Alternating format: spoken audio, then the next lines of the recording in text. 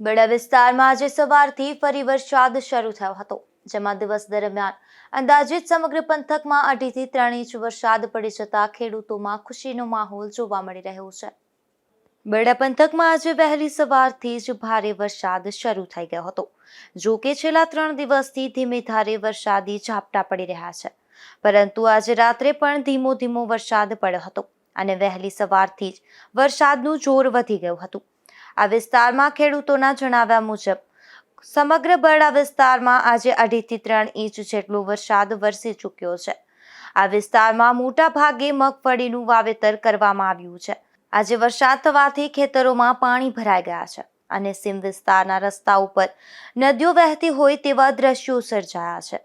આજના વરસાદથી વાવેતરમાં કરેલ પાકને ખૂબ જ ફાયદો થશે. આજે વરસાદને લઈને આંબારામા ગામે આવેલ તળાવ ઓવરફ્લો થયું છે, જ્યારે મોટા ભાગના જળસ્ત્રોતોમાં પાણીની આવક ચાલુ થઈ ગઈ છે. ધીરુભાઈ નિમાવત, ગુજરાત ન્યૂઝ, બગવદર.